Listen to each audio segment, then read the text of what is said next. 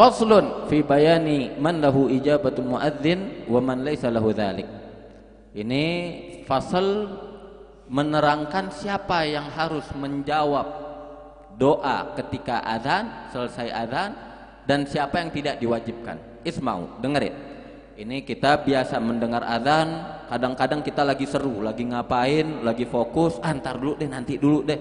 Ini sekarang dijelaskan siapa yang harus mendengar azan dan siapa yang ada udzur untuk tidak menjawab azan.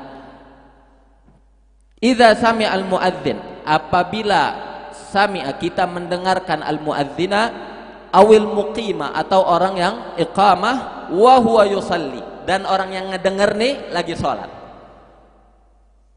lam yujibhu fis shalah, maka jangan jawab iqamah atau azan ketika kita di dalam sholat.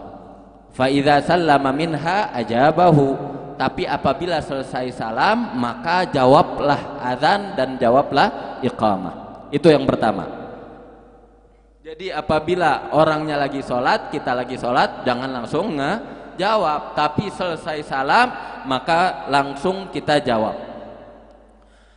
Kama yujibuhu man la yusalli, sebagaimana menjawab azan tersebut siapa yang tidak sholat. Falau ajabahu fis shalah, terus kalau misalkan dia di tengah-tengah sholat, dia ngejawab, otomatis dia ngejawab sendiri, nggak sengaja, dia sengaja ngejawab di dalam sholat. Apa hukumnya? Kuriha walam tabtul, dimakruhkan tapi tidak membatalkan sholat. Nah, jadi kalau misalkan kita ngejawab di dalam sholat itu hukumnya makruh. Kenapa? Karena azan itu, semua yang ada di azan ya intinya dia adalah tentang Allah Subhanahu wa taala. Enggak ada af'alul ajnabi di sana. Ya tentang Allahu Akbar, syahadah, la ilaha illallah, hayya 'alas shalah, hayya 'alal falah sampai terakhir. Itu semuanya adalah al-adzkar. Dan zikir-zikir ini apabila disebutkan di dalam salat maka hukumnya makruh, kecuali ketika kita menjawab azan di tengah-tengah kita baca Fatihah. Maka salatnya enggak batal, tapi bacaan Fatihahnya yang batal, harus diulang dari pertama. Fahimtum?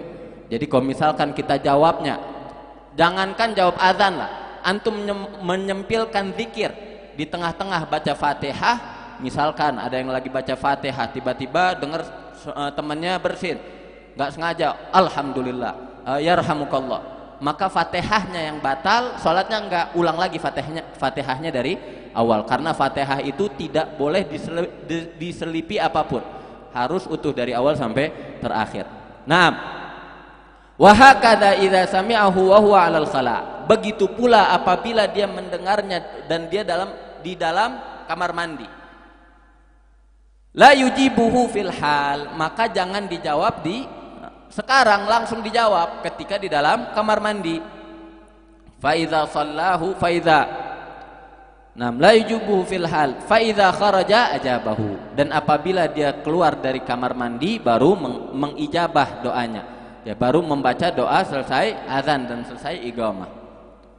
Fama idza kana yaqra'ul Qur'an, terus apabila seseorang lagi tengah-tengah baca Al-Qur'an, au yusabbih, atau lagi seru bertasbih, au yaqra'u haditsan au ilman fihi, atau dia lagi baca hadis, atau dia lagi membaca ilman akhar, ilmu yang lain, au ghaira dzalik, atau yang lainnya, fa innahu yaqta'u jami'a hadza wa yujibul muadzin, maka harus dia putus dulu bacaannya, jangan dia lanjutkan baca. Mau dia lagi baca Al-Quran, baca hadis, atau baca ilmu yang lain, maka tahan dulu bacaannya, jangan baca dulu ketika azan.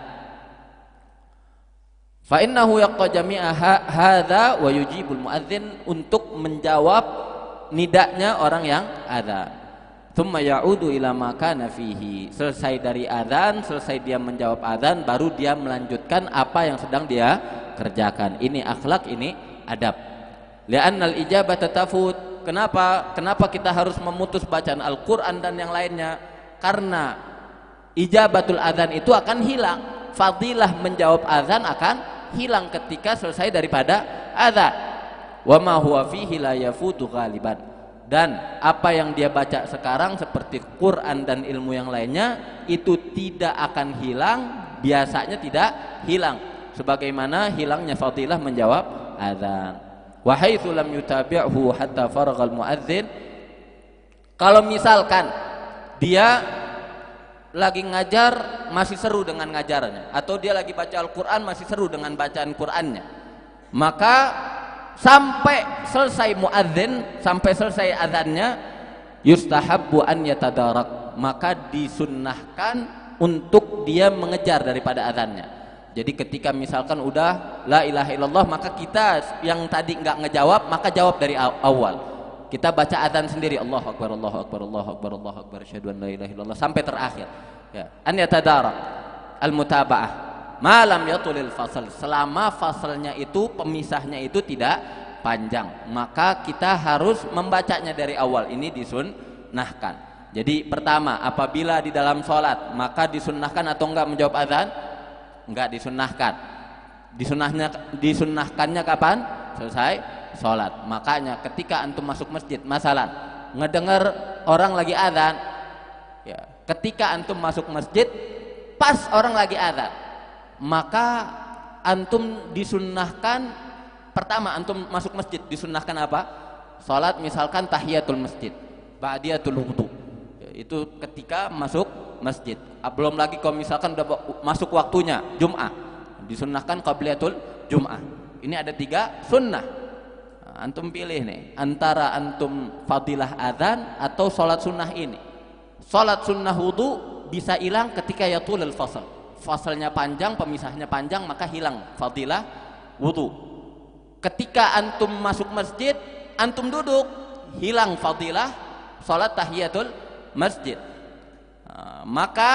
Makanya disunnahkan ketika antum masuk masjid mendengar azan, maka tunggu dulu azannya selesai, biar antum mendapatkan fadilah tahiyatul masjid sambil berdiri. Jadi dengerin azan sambil berdiri.